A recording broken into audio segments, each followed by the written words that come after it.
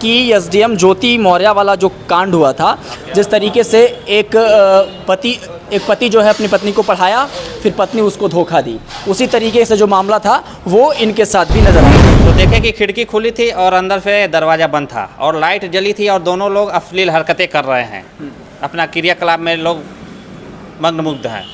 मैं देखा एकदम शौक हो गया, एकदम मुझे जो है कि बौखलाहट से मैंने बोला चिल्ला के, रीमा ये क्या है। रीमा ने जो तुरंत मेरा मोबाइल लिया और रवि को मेरे मोबाइल से फ़ोन लगाया और रवि को बुलाया। रवि को बुलाने के बाद मैं पूछा रवि से आने के बाद, रवि तुमने ये क्या किया, ऐसा तुमने क्यों किया।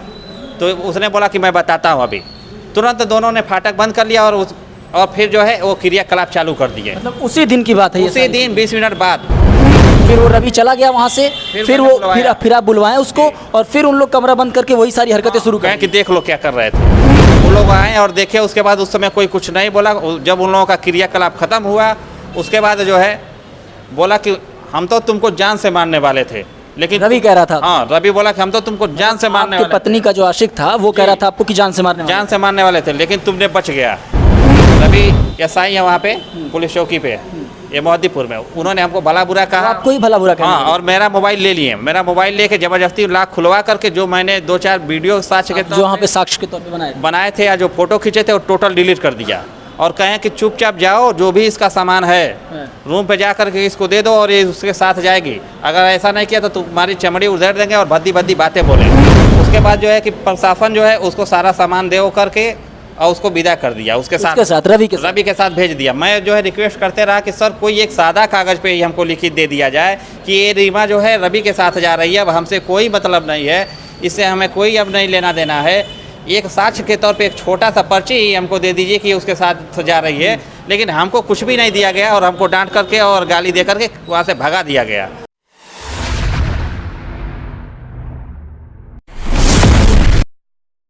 दोस्तों नमस्कार। बीते साल आपने देखा किस तरीके से ज्योति मौर्य नाम का एक केस आया था और पूरे भारत में ये केस बड़ा वायरल हुआ था। एक पति जो है अपनी पत्नी को पढ़ाता है, फिर पत्नी जो है अपने पति को धोखा देती है। हूबहू वही केस मानिए। हम गोरखपुर में मौजूद हैं, हमारे साथ एक शख्स मौजूद हैं, समरनाथ मौर्य। समरनाथ मौर्य की पत्नी रीमा मौर्य हैं और ये जो है उनको गोरखपुर के मोहद्दीपुर में उनको रूम लेकर रखते हैं और ये अपने घर पे रहते हैं। वो यहाँ पे तैयारी करती हैं सरकारी नौकरी की और इसके साथ ही वो वहाँ पे फार्मासिस्ट का एक जॉब भी करती हैं। दोस्तों कहानी को समझने की कोशिश करिएगा और ठीक वहीं से कहानी उठाइएगा जहाँ से ज्योति मौर्य वाला केस आपके जहन में चलता होगा। इनके साथ जो चीज़ें हुई हैं इनसे समझने की कोशिश करेंगे, क्योंकि ये जो बात ऑफ कैमरा बताए हैं वो बिल्कुल हैरान करने वाली है और यकीन मानिए कि आप सुनेंगे तो आपके पैरों तले ज़मीन खिसक जाएगी, आपको अपनी पत्नी पर विश्वास उठ जाएगा। यकीन मानिए, पूरा खबर देखिएगा।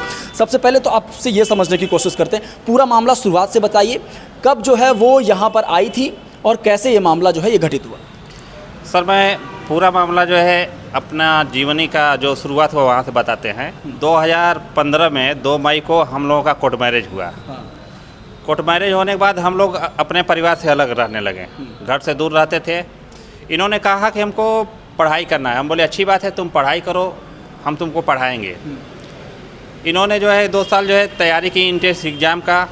इनका एग्ज़ाम निकला, उसके बाद इनका जो है डी फार्मा में एडमिशन हुआ। 2018 में इनका डी फार्मा में एडमिशन हुआ।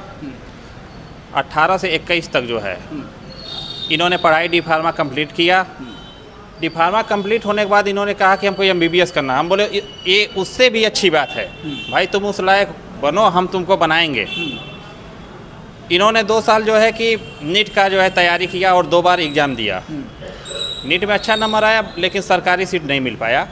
तो इन्होंने बोला कि सरकारी सीट नहीं मिला। हम बोले कोई बात नहीं, हम तुमको जो है कि आउट ऑफ कंट्री से MBBS करवाएंगे। पासपोर्ट वगैरह सब मैंने कंप्लीट करवाया इनका। इन्होंने बोला ठीक है, हम जो है कि यहीं तैयारी करेंगे, यहीं हमारा किसी न किसी सरकारी में हो जाएगा। हम बोले ठीक है। तो अभी जो है कि रेलवे फार्मासिस्ट का जो है वैकेंसी आया था और रेलवे RPF का भी वैकेंसी आया था। मैं जो है उसमें फार्म डाला और इनको जो है ये बोली हम घर से दूर रह कर के पढ़ाई भी करेंगे और अपना प्रैक्टिस भी करेंगे और कुछ पैसे भी आते रहेंगे प्रैक्टिस भी होता रहेगा और मेरा तैयारी भी होता रहेगा। आप भी खर्चे भिजवाते थे उनको यहाँ पे? हाँ, भेजते थे, इस बताते। बात को ध्यान से समझिएगा दोस्तों, ये अभी वीडियो से जाइएगा मत, क्योंकि ये शुरुआती दौर है। इससे आगे आगे जो भी जानकारी इन्होंने हमको बताई है ना, वो आप सुनेंगे तो आप हैरत में पड़ जाएंगे। चलिए बताइए आगे। उसके बाद मैं जो है यहाँ मोहद्दीपुर में रूम लेकर के इनको सेटल कर दिया। एक आनंद बंका किडनी डायलिसिस सर हैं, उनके यहाँ इनको जॉब मिल गया। ये फार्मासिस्ट के पद पे वहाँ पे काम करने लगी। मैं हफ्ते में या 10 दिन में एक बार आता था यहाँ पे गांव से, इनको खाने पीने का और जो भी घरेलू सामान रहता था दे करके। कभी रात को रुकता था, कभी दिन में आता था तो दिन में ही चला जाता था। कभी अगर मैं नहीं आ पाते थे तो शनिवार को आती थी और ये सोमवार को फिर घर से रिटर्न आ जाती थी। एक दिन का फंडे को छुट्टी मिलता है वहाँ हॉस्पिटल पे, तो ये जो है शनिवार को गांव आती थी और सोमवार को फिर आके ड्यूटी ज्वाइन और अपना पढ़ाई चालू करती थी। ये प्रक्रिया चलती रही। उसी हॉस्पिटल में एक रवि कुमार राजभर नाम का लड़का काम करता है। इनका प्रेम प्रसंग उसी से चल गया और ये जो है कि उसके साथ डेली बुला करके रूम पे रंगरेलियाँ मनाने लगी, जिसका अगल बगल किसी को कानों कान खबर नहीं। 2021 से चलता आ रहा है? नहीं, ये सितंबर 2025 की 25 से चलता आ रहा है। 24 से यहाँ पे सेटल है, सॉरी सितंबर 2024 से यहाँ सेटल है। तो उसके बाद से उनसे प्रेम प्रसंग शुरू हो गया रवि नाम के एक लड़के से। जी, इसका हमको कानों कान खबर नहीं पता चला, न किसी को पता चला। हम जो है 11 मई को अयोध्या घूमने गए थे फ्रेंड के यहाँ।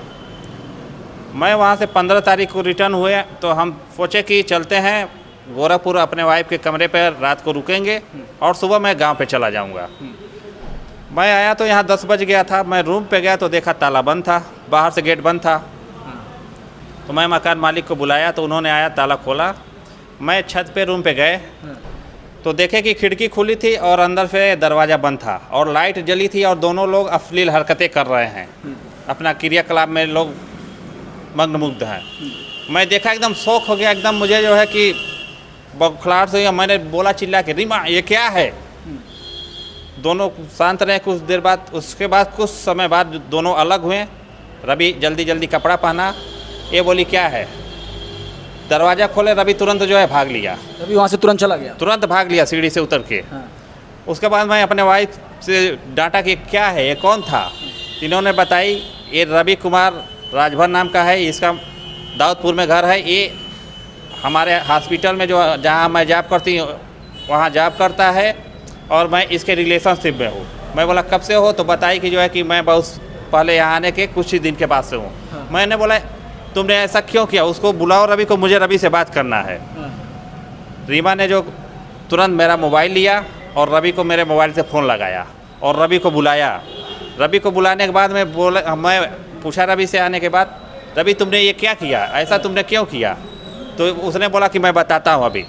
तुरंत दोनों ने फाटक बंद कर लिया और फिर जो है वो क्रियाकलाप चालू कर दिए। मतलब उसी दिन की बात है? उसी दिन 20 मिनट बाद, 20 मिनट के अंतराल में। पहले आप पकड़े, फिर वो रवि चला गया वहाँ से, फिर आप बुलवाएं उसको और फिर उन लोग कमरा बंद करके वही सारी हरकतें शुरू करें कि देख लो क्या कर रहे थे। तो मैंने इस पर मुझे बहुत गुस्सा आया। मैं तुरंत बाहर से हम भी जो है फाटक बंद कर दिया, उसका जो है किंडी लगा दिया और मैं चिल्ला करके नीचे के पास पड़ोस के बुलाया और मकान मालिक को बुलाया।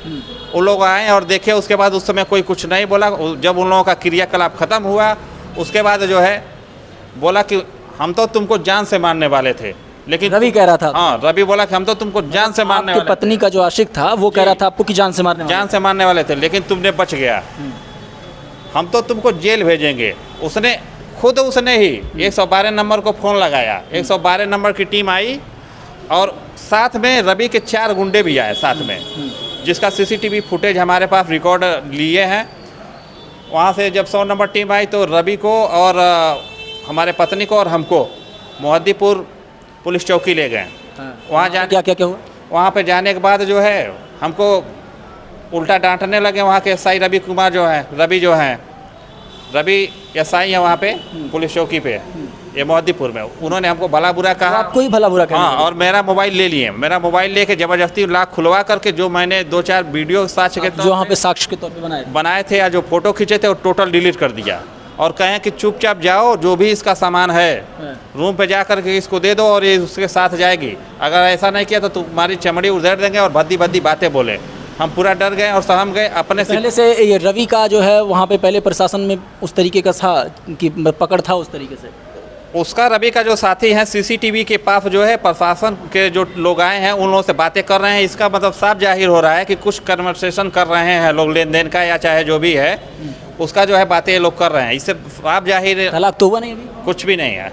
उसके बाद जो है कि प्रशासन जो है उसको सारा सामान दे करके और उसको विदा कर दिया। उसके साथ रवि के साथ भेज दिया। मैं जो है रिक्वेस्ट करते रहा कि सर कोई एक सादा कागज़ पे ही हमको लिखित दे दिया जाए कि ये रीमा जो है रवि के साथ जा रही है, अब हमसे कोई मतलब नहीं है, इससे हमें कोई अब नहीं लेना देना है। एक साक्ष्य के तौर पे एक छोटा सा पर्ची ही हमको दे दीजिए कि उसके साथ जा रही है। लेकिन हमको कुछ भी नहीं दिया गया और हमको डांट करके और गाली दे करके वहाँ से भगा दिया गया। उसके बाद जो है मैं घर गया, हॉस्पिटलाइज हो गया ये सब सदमे के देख कर। उसके बाद मैं एसपी साहब के यहाँ गए, एसएसपी साहब के यहाँ, वहाँ पे एप्लीकेशन दिए। एसएसपी साहब के यहाँ